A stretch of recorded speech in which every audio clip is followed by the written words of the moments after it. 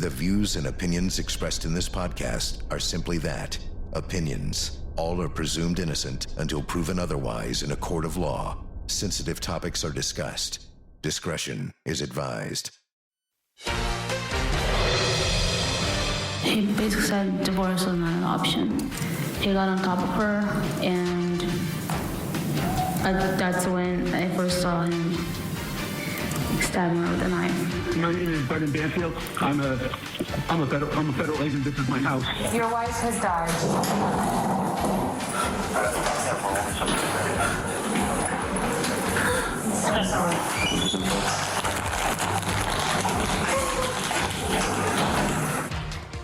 We've got a face-off in the Au Pair Affair murder trial. Co-defendants at odds. She says one thing, he says another. And Brendan Banfield is expected to testify this week.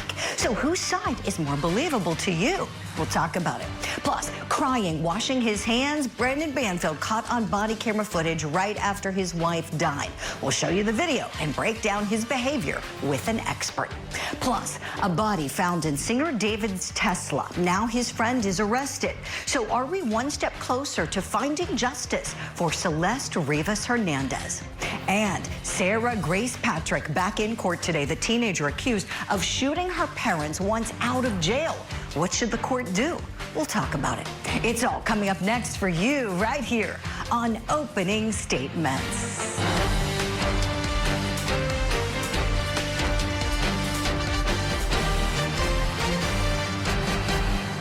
Good Tuesday morning to you, my friends. Welcome to Opening Statements. I'm Julie Grant. I hope you're staying safe and warm wherever you're waking up this morning, and we're so glad you're here with us. We put together a great show for you, so let's get it started. Grab that cup of coffee, tea, whatever you're having this morning. It's time for my opening statement. Be careful what you wish for. Convicted child abuser Tim Ferreter should be careful what he wishes for. Right now, he's appealing his convictions in Florida for the aggravated child abuse of his adopted son. He tortured the boy by forcing him to live in what I called a tomb in their garage. No lights in there. The child had to use a bucket for a bathroom.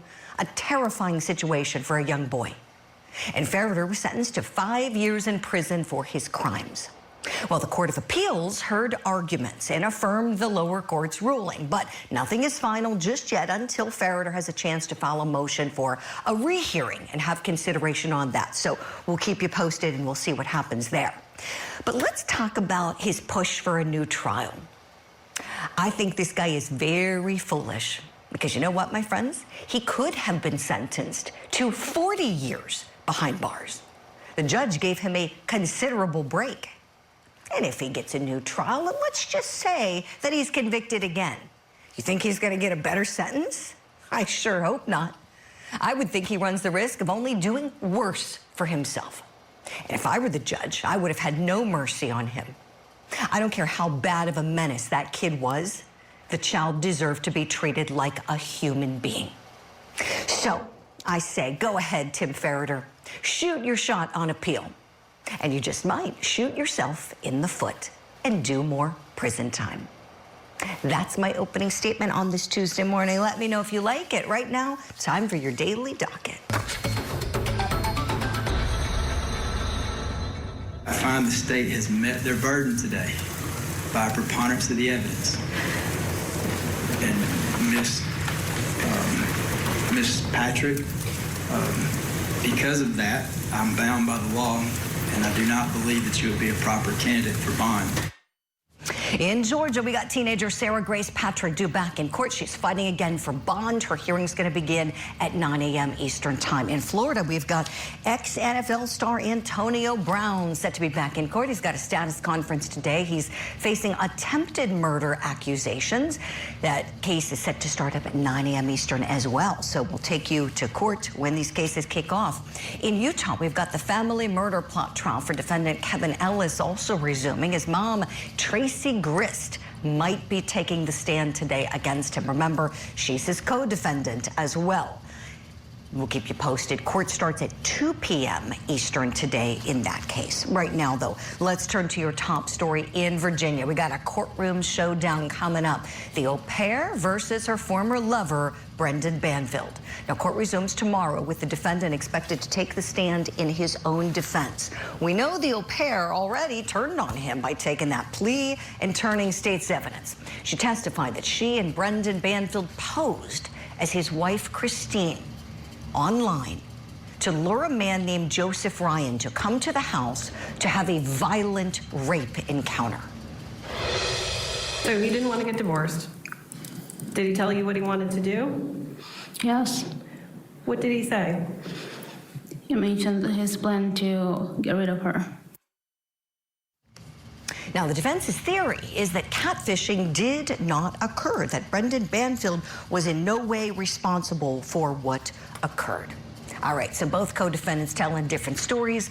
Whose side are you buying so far? Let's talk about it. Let's bring in former homicide prosecutor and Professor Melba Pearson and deception expert and former law enforcement officer, Dr. Mike McCutcheon. Good morning to you both.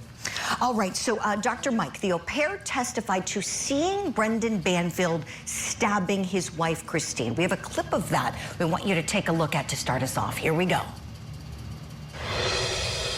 And a few times I looked and I was able to see him stabbing her, and he would stab, and other times he would hold the knife in a position how it was. Okay, Dr. Mike, tell us what you see, please. So I saw a couple of things there. First thing I looked at is I looked at her lips, and sometimes we see though when they suck those lips in that could be a cue for deception.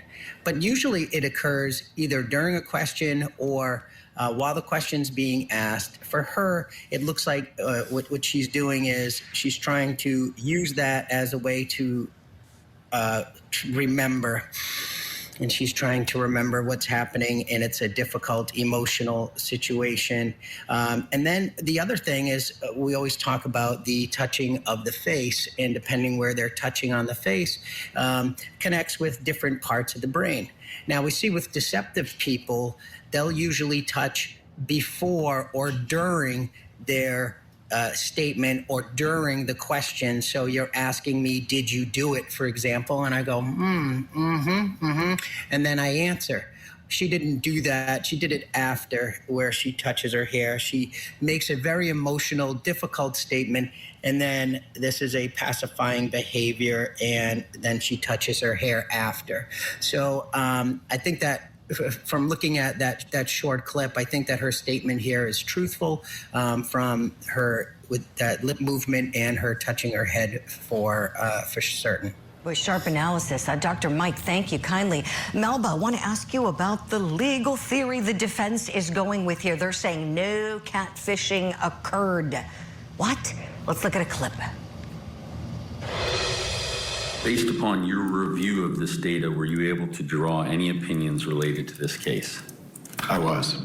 And what were those opinions? That catfishing did not occur. All right, Melba, what do you think of this theory? Well, good morning, Julie and Mike. And yeah, I think that theory is going to be unsuccessful in the long run, because the bottom line is basically on cross-examination, the prosecution was like, yeah, but you couldn't pinpoint with accuracy who was sitting behind the computer. So they were pointing to, oh, well, she had left the house at X time, and she, they were kind of pointing to some of her usage patterns, her being the victim, to somehow say, well, she was in control of the account at that point, so she had set up this fetish account looking for this type of encounter. But again, the detective's credibility was shot 10 different ways from sunrise, on a number of ways, but most importantly, you can't say with accuracy who actually set up the account. So I don't think that argument is going to go anywhere. Great point, Melba. Yeah, and in your experience, jurors are smart, aren't they? They're smart. They can think about, well, wait a minute, all their devices that they use in their life, and take this guy's testimony and come to the conclusion you just arrived at. But wait a second, like, you don't know for certain who did this. So excellent points. So when Brendan Banfield gets up there, and presumably he's gone with the no catfishing occurred theory, I wasn't part of this, I was the big hero. Mike McCutcheon, how does he need to come off to the jury? How do you think he needs to connect with them? So one of the things that I teach for police officers when they're testifying in court is your goal isn't to guilty or not guilty. Your goal is to be believable. And that's by being just a regular person. If he's going to try to put on a show, that's going to come across as insincere. If he tries to give himself too much emotion, it's going to come across as insincere. He just needs to, they say, just be yourself. And he needs to try to connect with them as I'll say, a regular person. If he's going to try to flourish his emotions or what they think he should be feeling, I think they're going to be able to see through that. And you have to be likable. They have to like you. And it's sad that sometimes, even if you have good evidence, if they don't like you, you could be found guilty. And so he really needs to work on being a regular person that they can connect with. And that would be his strategy. Yes. And as you were talking, Dr. Mike, you made me think of a follow-up question for you, please. We know this guy is an IRS agent, or at least he was. I don't know what the status of his employment is currently. He says it very early on, when he makes his 911 call, he puts it out there, I'm a federal agent, he calls himself, and it's no secret that's what he did. How much do you think he should lean into that role for the jury? That's a good question. I don't know. I think I can't say for sure. I think if he tries to lean into that and to say, look, I was a government official and my honesty and integrity, I think they can lean into that. But at the same time, again, too much. They don't want too much of that, where you're saying, well, you could never do this because you worked as an IRS agent. I think it'd be, he could, I'll say, sprinkle it in so that they know that he had a background investigation and he had an important job and that he had a lot of responsibilities. I think that would be okay, but I don't think that that's going to sway them one way or another. I appreciate it, Dr. Mike. And Melba, one last quick question for you. I'm thinking about the prosecution side. Are they going to really play that up with him in terms of how the au pair said he knew an investigation was coming, so he was so careful to manufacture everything in this plot so as to keep his hands clean? Absolutely. And I think that the prosecution can use his background and training almost as a weapon in terms of, well, you know how investigations go, so you plan this crime accordingly in the hopes of pulling one over and trying to get away with murder. And it's not going to be successful. Yeah, sharp analysis. Melba, thank you. You're coming along with us. We thank you for that. Dr. Mike McCutcheon, thank you for coming on the show. We'd love to have you back again sometime soon. We'll hit a break. When we come back, we're not done talking about Brendan Banfield. You want to wash your hands? Probably feel better after that. Yeah, we're going to show you him washing his hands moments after he learned his wife died. First, though, we got a twist to tell you about the investigation into Celeste Rivas Hernandez's death. Singer David's friend arrested, but not on murder charges. We'll explain.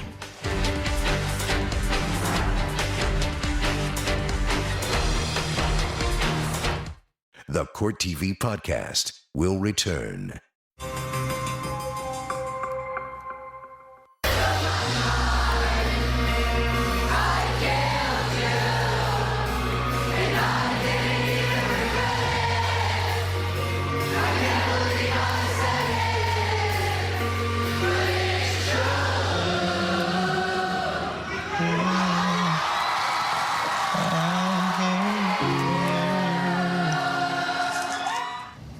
That was singer David in a documentary with Spotify over 2 years ago. Well, now a friend of the singer's is finding himself behind bars related to the investigation into the death of Celeste Rivas Hernandez.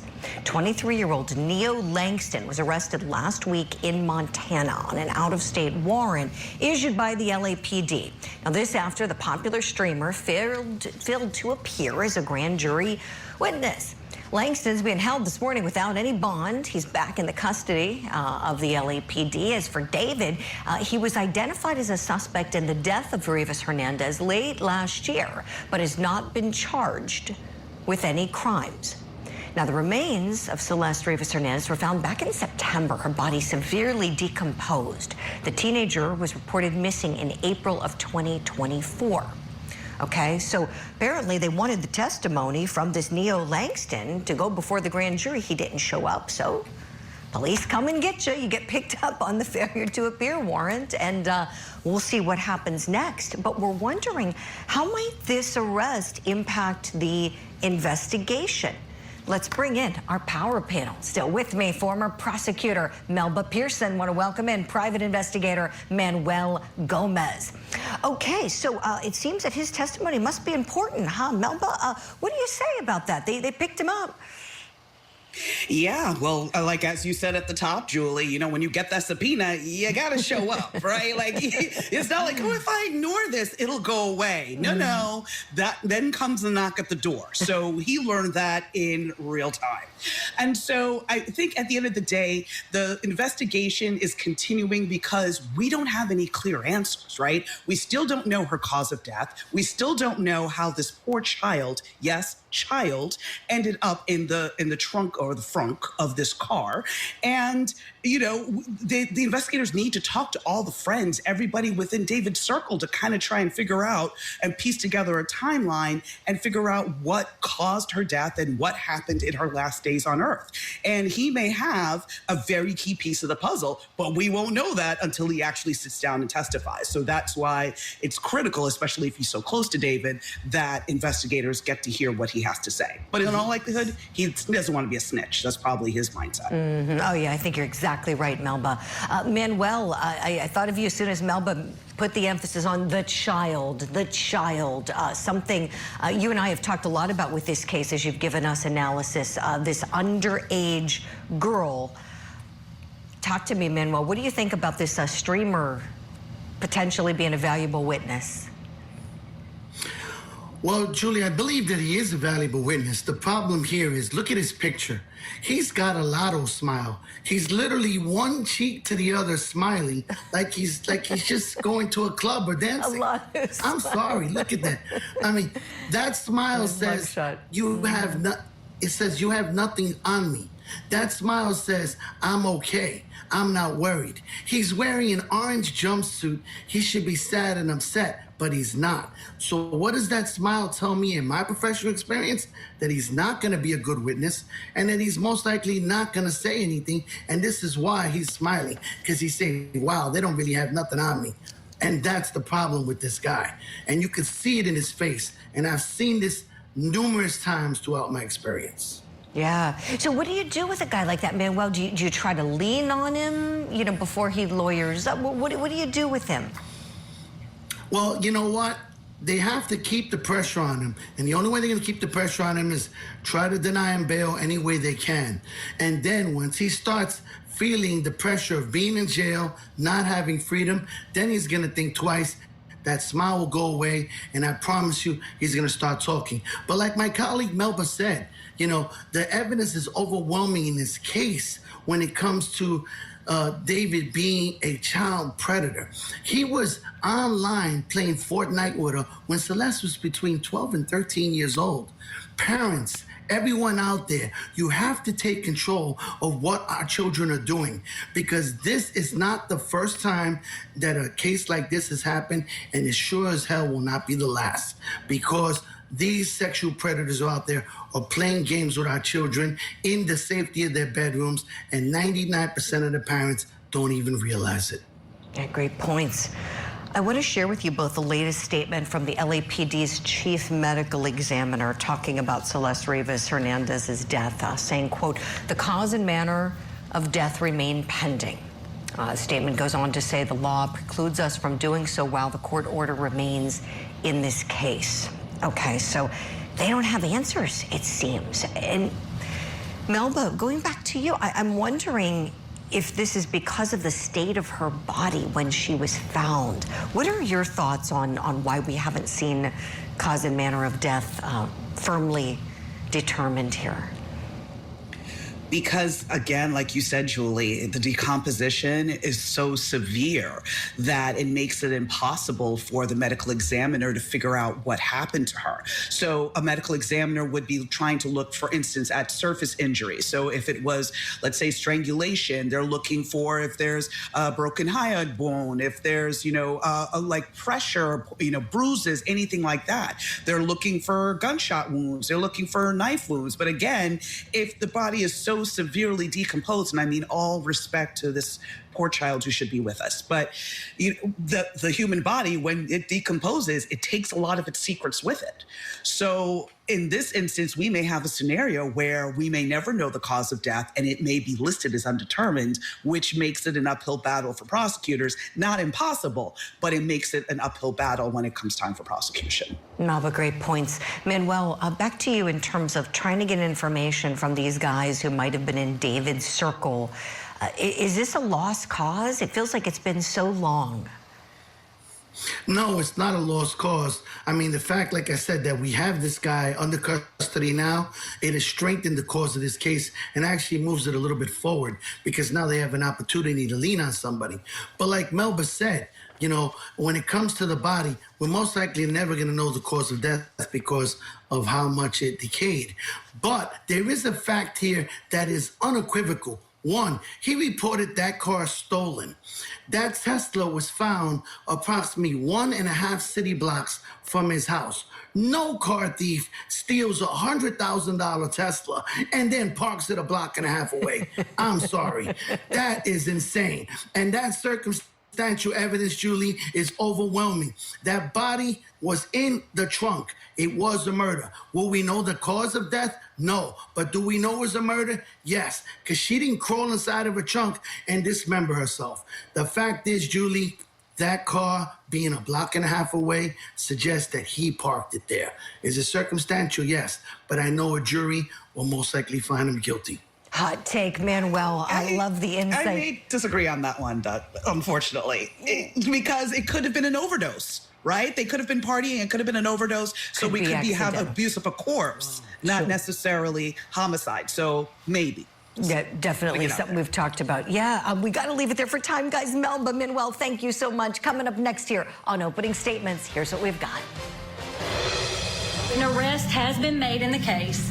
Kristen Brock's 17-year-old daughter, Sarah Grace Patrick, has been taken into custody and charged with 2 counts of murder and 2 counts of aggravated assault in connection with the deaths of her mother and her stepfather. Accused parent killer Sarah Grace Patrick making another attempt at getting bond. So just how dangerous is she? We'll talk about that next. Plus, defendant Brendan Banfield caught on body camera right after his wife Christine died. We got a body language expert joining us to break down his behavior.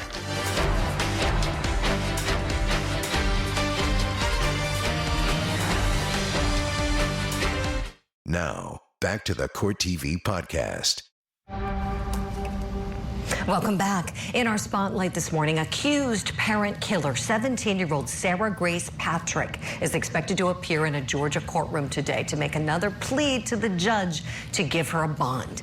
Patrick is accused of killing her mother, Kristen, and her stepfather, James Brock, back in February of last year.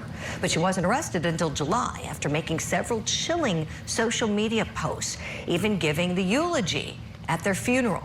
Now, she's charged with 2 counts of murder and 2 counts of aggravated assault. And at her last bond hearing, relatives testified that they were afraid of her.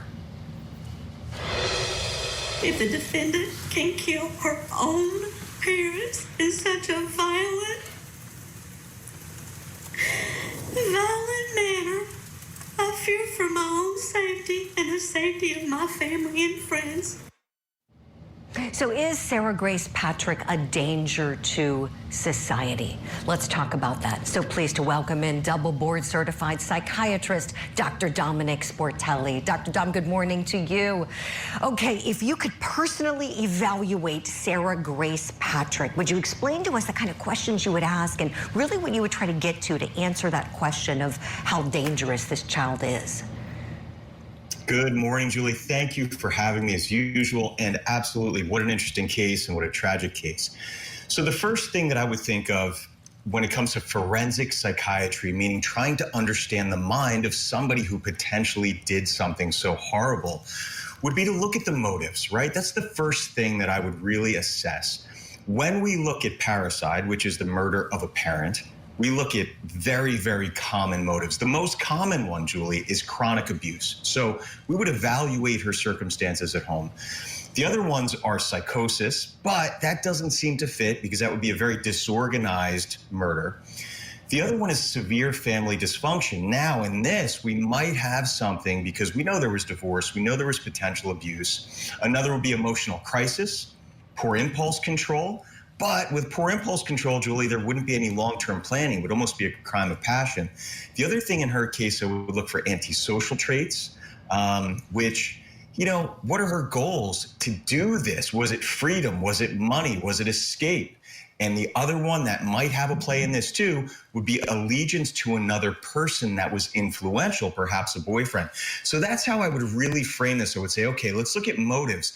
And then now that she's being held and we're looking about safety, what I would look at now is what we call the neuropsychological evaluation, which they are certainly doing.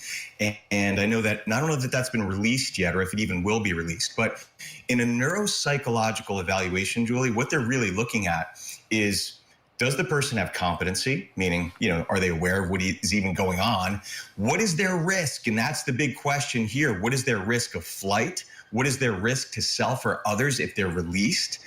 This neuropsych eval too, Julie, will look at their developmental maturity, right? So even though she's like 17 or so, how developmentally mature is she? And then finally, they're going to look at what's called her psychiatric or neurodiagnosis. Now, based on all of this, Julie, and I know this is a lot, her current mental state, any substance use involved, her insight, meaning, does she really even know what potentially happened here? What is her insight and explanation into this? What is her emotional regulation? What are potential antisocial traits? Is there the history of trauma or abuse? So these are all the things that they're going to look at before they actually decide, hey, is she safe to go back into the community until her trial? Wow. Dr. Dom, I want to come to one of your lectures. This is so fascinating. We are hanging on to every word here.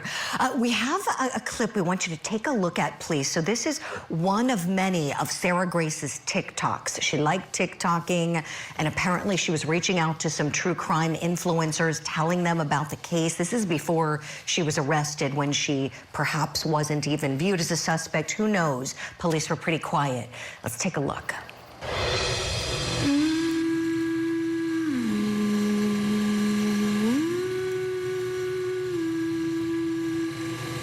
He doesn't know it, but a year from now, our family will be torn apart, and I will move far away and won't see or talk to him for 5 years.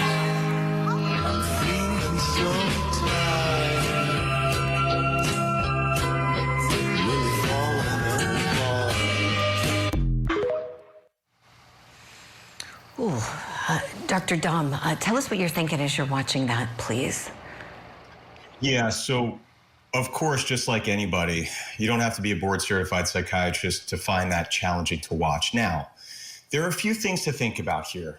There is the reality that generation, her generation, use social media as an outlet, okay? So let's put that on the table.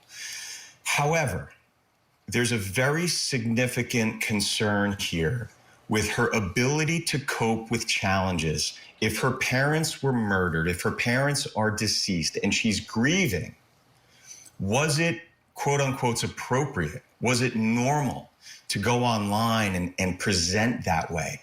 And that's the big question. And when they do a neuropsychological evaluation, again, developmental maturity, where does she stand? Is that congruent with what she did? Because if she's not very emotionally developed, then maybe she would do something like that, go online and let the world know what's happening and be dramatic and crying.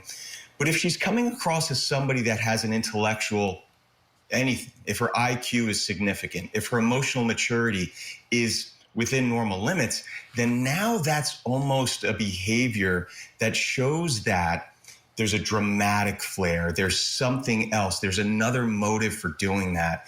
And that's where it becomes questionable and really challenging. So I think the neuropsychological evaluation is really going to clue us in.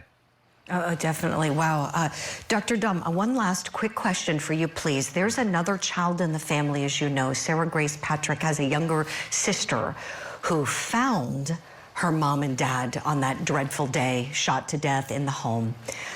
The sister's considerably younger, and the concern I keep thinking about, and I'm wondering if this is valid from a psychiatry standpoint, is if she's given a bond and allowed back in whatever home that child is perhaps being taken care of in, is she going to be problematic for that younger sister's development?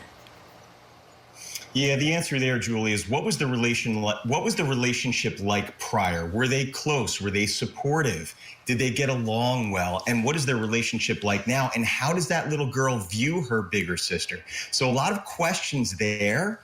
But on the other point, it could be a very traumatic experience having her sister come home if that young child views her sister as somebody potentially dangerous or just not well. Wow. Dr. Dom Sportelli, always excellent insight from you. Thank you for making time to see us this morning. We know you have a very busy schedule. And friends at home, do yourself a favor. If you're not already following him, follow Dr. Sportelli on Instagram. Loving all the videos you've been doing. They're really, really insightful and helpful, certainly with so many of the cases we come across. We'll see you soon, Doc. Friends at home, go get some more coffee and then come right back. You won't want to miss what's coming up next. Can you have someone check with him again? No. What is the nature of the incident? Check what? The status of his wife, ma'am. Hi, sir. My name is Gina. I'm one of the doctors here. Your wife has died.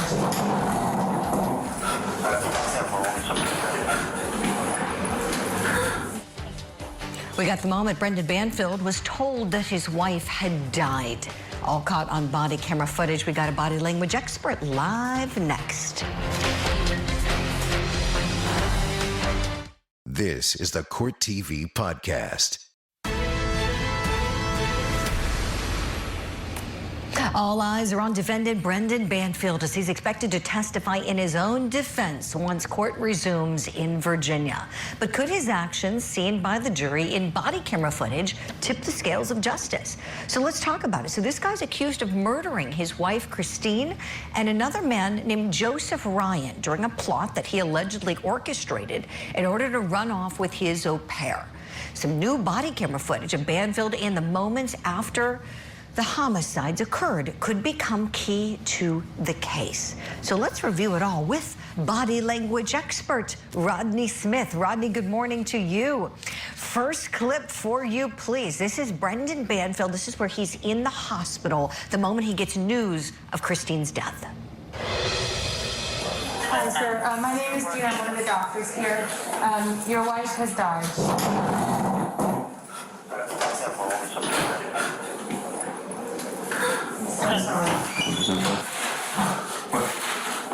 You were there at the time. So is there any part that I can help? I can explain what happened when she arrived here, but you were there and it sounds like there was a lot of blood loss. Yes. And so I think that she died of blood loss. Her airway was actually okay. I'll call the medical examiner, of course, and we'll do an autopsy and make sure we know for certain. But I was trying to apply pressure. yeah, I mean those were enormous wounds, and it's not. There were so many. Yes, and the neck is not compressible, so it's not possible really to stop all the blood loss. And her airway, it seems like, was in the midline okay. She was able to be intubated everything that was possible to be done was done for her right away. You did a wonderful, you did everything that was possible. It's not a survivable injury.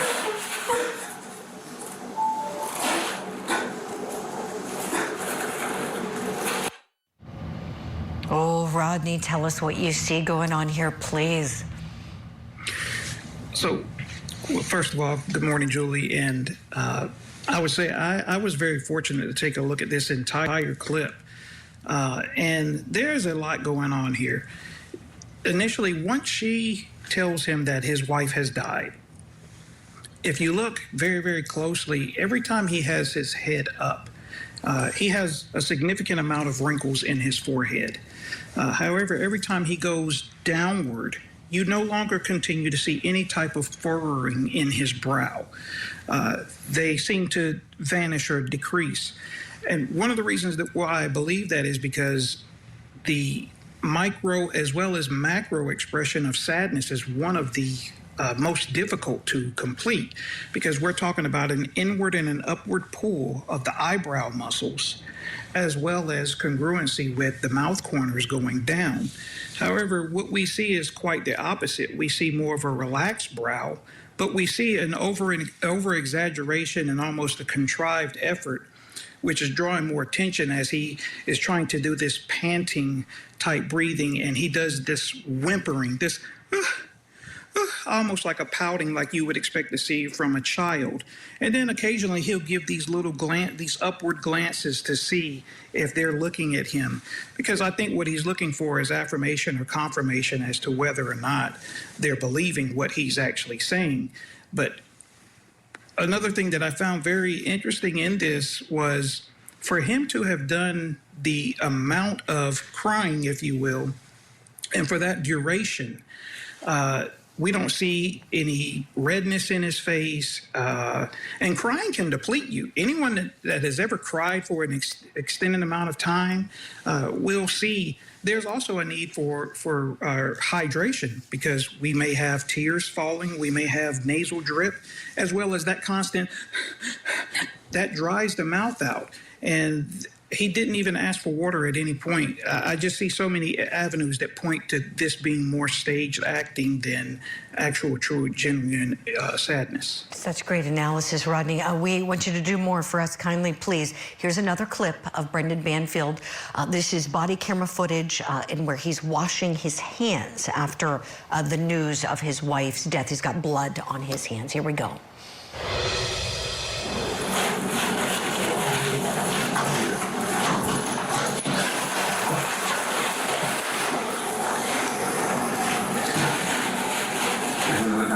Yeah, sure. You have tissues here. You want to wash your hands? Probably feel better after that.